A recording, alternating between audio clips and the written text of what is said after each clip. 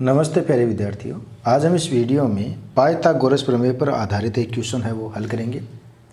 दो खंभे जिनकी ऊंचाइयां हैं 6 मीटर और 11 मीटर तथा ये समतल भूमि पर खड़े हैं।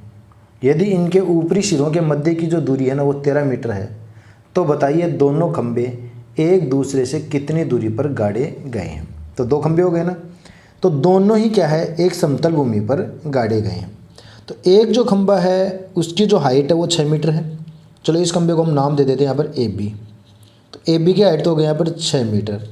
दूसरा खंभा है वो भी इसी समतल पर है, लेकिन वो इससे ऊंचा है, मतलब उसकी जो हाइट है ना वो कितनी हो जाएगी, 11 मीटर हो जाएगी। ठीक है। अब उसने कहा कि इनके ऊपरी सिरे, तो इसको हम नाम दे देते हैं सिर, यहाँ पर दे देते हैं पॉइंट डी।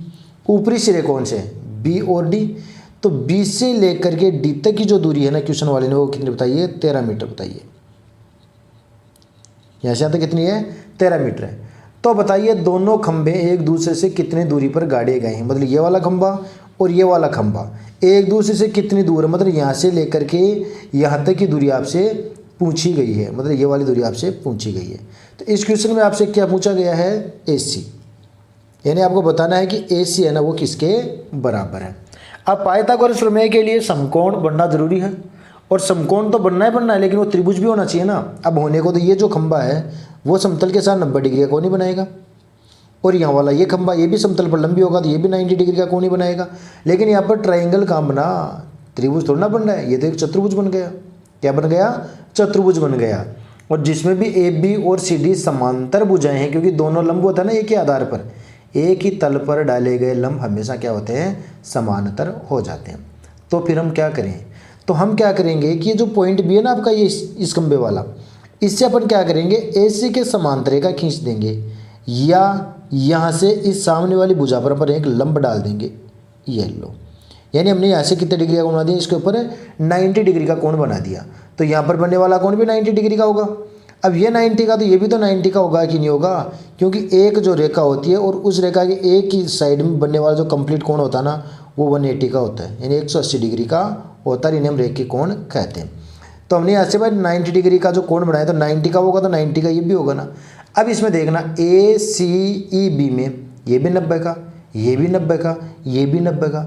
तो भाई चतुर्भुज के चारों जो कोण होते हैं उन चारों का योग तो 360 डिग्री तो होता है ना, जिसमें से अगर 3 90 के हो गए तो स्पष्ट है जी यहाँ पर बनने वाला जो चौथा कोण है वो भी कितने डिग्री का हो जाएगा, 90 का। ये 90 का था ही।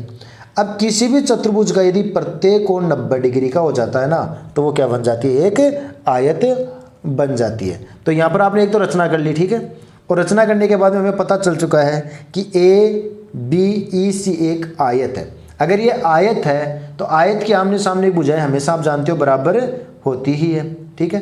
तो इसकी कौन कौन सी भुजाएं बराबर हो जाएगी, AC है ना वो BB के बराबर हो जाएगी।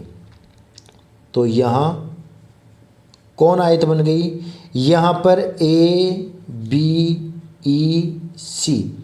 एक आयत है। क्या है, ये एक आयत है।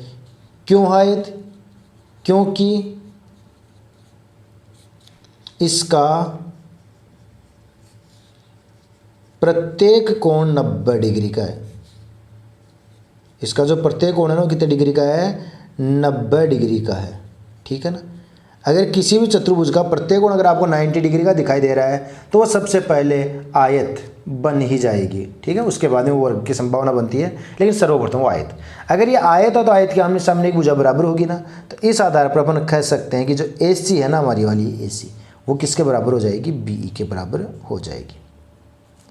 ये लो भाई।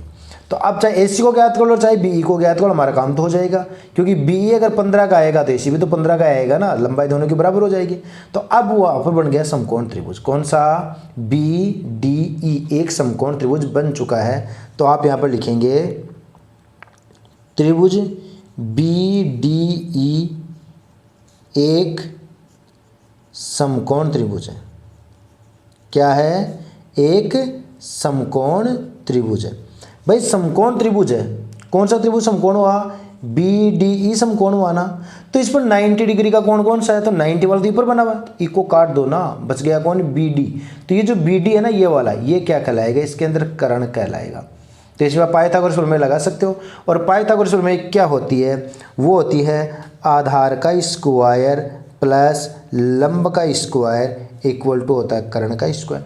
अब आप क्या आधार को जानते हो, तो आधार तो बी ई है, हम बी ई को नहीं जानते, तो आधार की जगह तो आप रखेंगे बी ई का स्क्वायर प्लस लंब को जानते हैं, बिल्कुल जानते हो आप लंब को।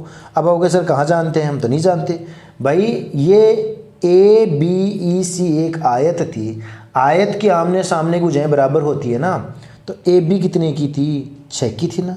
अगर ए बी 6 की है तो ई सी भी तो 6 की होगी कि नहीं होगी, यहीं पर लिख सकते थे अपन ए बी बराबर होगा सी ई। ए बी 6 की है तो ई सी भी कितने की बनेगी, 6 की। तो यहाँ से आता क्या 6 की बन जाएगी ना, 6 मीटर की। लेकिन ये कंप्लीट जो भुजा है वो कितने की थी, वो 11 मीटर की थी ना। कौन थी 11 मीटर की, सी डी। अगर सी डी 11 मीटर की थी और सी ई 6 की थी, तो ये बची हुई जो भुजा वो कितने की होगी, ये 5 मीटर की होगी कि नहीं होगी। तो इस त्रिभुज में जो लंब है ना वो कितने का जाएगा, 5 का जाएगा। तो यहाँ पर बन जाएगा 5 का स्क्वायर। और कर्ण तो बी डी था ही, बी डी इसमें है आपका 13, तो 13 का स्क्वायर। ठीक है, हमें बी ई तो ज्ञात करना था, तो B E square equal to 13 का स्क्वायर तो कितना होगा 169, 13 गुणा 13 169 हो जाएगा। और 5 का जो स्क्वायर है वो 25 होगा, और बाहर निकाल दीजिए 25 को तो माइनस का हो जाएगा। 169 में 25 को आप निकाल दीजिए तो 144 आपको मिल जाएगा, 144 मिल जाएगा।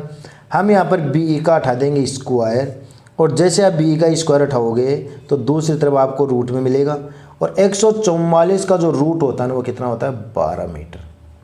तो बी ई कितने की है, 12 मीटर की। और बी ई और ए सी दोनों बराबर है, तो ए सी भी कितनी होगी, 12 मीटर की। आपसे क्या पूछा गया था कि दोनों खंभे एक दूसरे से कितनी दूरी पर गाड़े गए, तो आप लिख सकते हो अतः है दोनों खंभे एक दूसरे से 12 मीटर की दूरी पर 12 मीटर की दूरी पर गाड़े गए हैं, या उन दोनों खंभों के मध्य की जो समतल पर दूरी है ना वो कितनी है, 12 मीटर है। तो इस प्रकार से हमारा ये क्वेश्चन कंप्लीट हुआ। अगर क्वेश्चन आपको अच्छे से समझ में आ गया हो तो वीडियो को लाइक और शेयर जरूर कर देना, और चैनल पर नहीं हो तो चैनल को सब्सक्राइब भी कर लेना।